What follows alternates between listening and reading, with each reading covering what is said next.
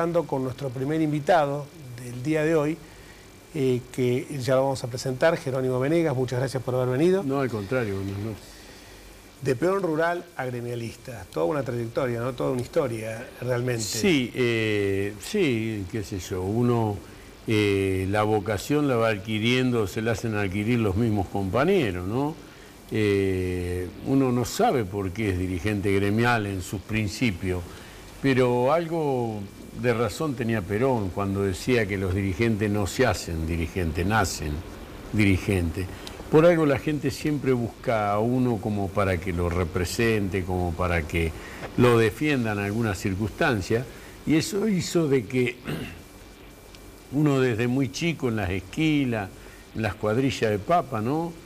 Tuviera que representar a los demás compañeros en la bolsa, en las estivas, y bueno, eso hizo de que uno participara activamente después en las listas, digamos, de las sesionales y bueno, terminara acá conduciendo el gremio a nivel nacional, ¿no?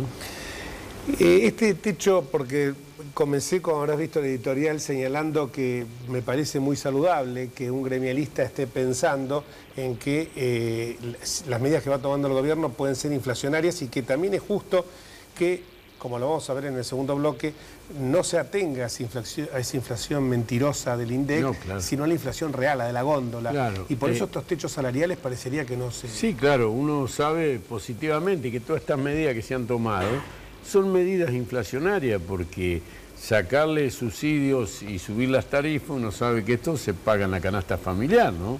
Que esto es inflación, directamente inflación, además de la que tenemos, porque tenemos que hablar de una inflación que anda en el 26-27%. Ahora, si vamos a la del Estado, tendríamos que estar discutiendo por el 10% de inflación.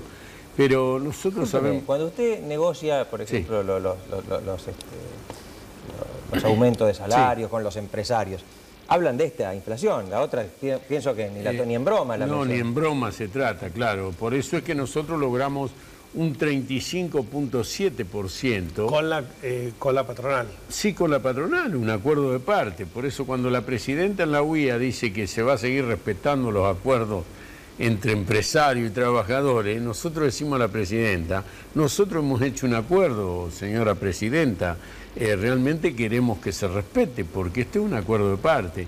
Y el acuerdo se hizo, ustedes habrán escuchado que la presidenta en algún momento, para hablar mal del dirigente, decía que los más mal pagos eran los trabajadores rurales. Totalmente. Contradiciéndose con su discurso, hoy le quieren quitar el 10.7% al trabajador rural. Nosotros le decimos a la presidenta que no tiene gente que realmente esté alineado con el discurso de ella, porque en el Ministerio de Trabajo, ustedes saben que la Comisión Nacional presidida, que nombrarlo es darle identidad por un funcionario del Ministerio de Trabajo, que inclusive a la vieja usanza militar nos impusieron un 25%. Esto no pasa en la historia del país, no ha pasado en gobiernos democráticos, ¿no? Por eso digo, a la vieja usanza militar nos impusieron el 25%. Y cuando un dirigente nuestro, un representante del gremio, le pregunta, ¿pero qué, esto es mano militar? Y dijo, sí, esto es mano militar. ¿Cómo? La presidenta, la defensa de los derechos humanos, toda una historia de este gobierno, y un representante del Ministerio de Trabajo dice que es mano militar. Entonces hay incoherencia en todo sentido, ¿no? Acá hay incoherencia del discurso de la presidenta hacia sus funcionarios que están representando ahora en el Ministerio de Trabajo. Hay incoherencia en la defensa de los derechos humanos teniendo gente que dice que es mano militar. Bueno, todas estas cosas uno las entiende. Lo que sí sé que si esto es una persecución política a mi persona, realmente están perjudicando a miles y miles de trabajadores que no tienen nada que ver, ¿no es cierto?, con esta política que está llevando el gobierno adelante, ¿no? Que tampoco tiene nada que ver con que yo entiendo que vos sos secretario general de la Unión Argentina de Trabajadores Rurales y Estibadores, que no tiene nada que ver tu pertenencia política, que has adscripto al peronismo federal o lo que sea. Federal. Yo soy peronista.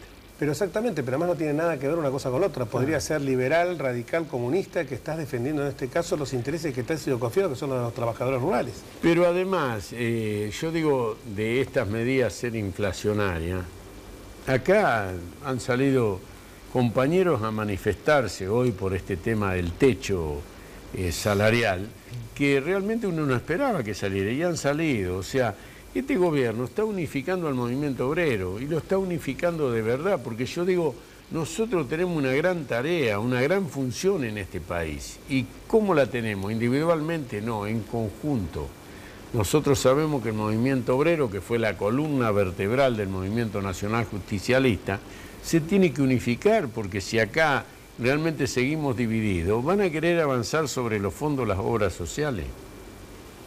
Y los fondos de las obras sociales son salarios diferidos.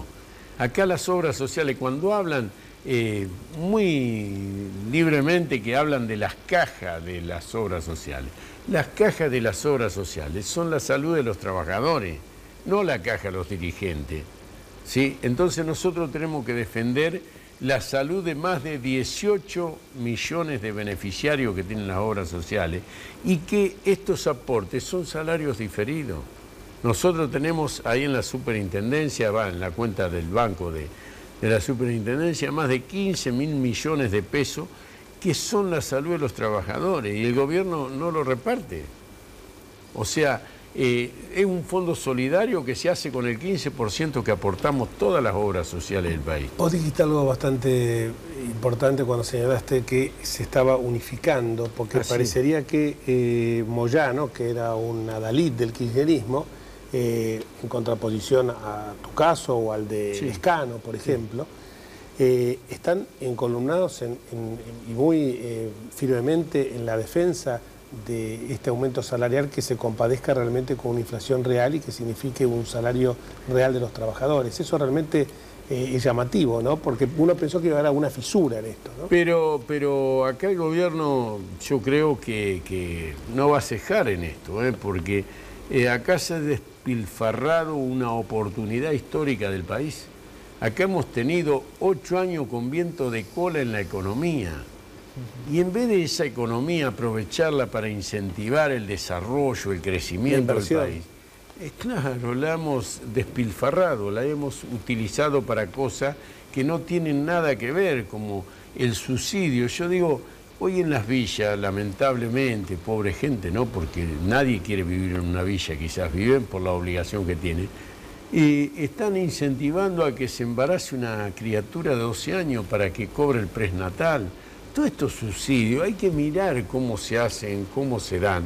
Y yo creo que los subsidios tienen que terminar en creando y generando fuentes de trabajo, con salarios dignos. Yo que soy un privilegiado de Perón y Eva Perón, yo digo, Perón a nosotros nos dio el pan dulce y la botella de sidra.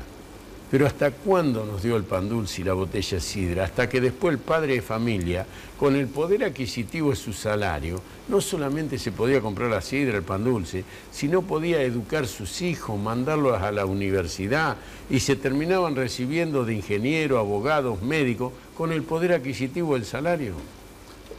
¿Cómo sigue esto en el caso que se mantenga rígida la posición del gobierno? Bueno, nosotros hemos ido a la justicia, ¿no? Pero además de la justicia vamos a seguir concientizando a la gente a la orilla de la ruta, pidiéndole disculpas, porque por ahí cuando cortamos media hora, hay gente que le entorpecemos el trabajo y no tiene nada que ver, pero queremos hacerle saber a la gente que esto es una lucha digna, es por un aumento salarial, un acuerdo de parte, que la presidenta dice que hay que respetarlo y el Ministerio de Trabajo no lo respeta. ¿Cuántos trabajadores representan ustedes? Bueno, nosotros representamos en este momento 860.000 trabajadores que son registrados, que son afiliados, que tienen todos los beneficios.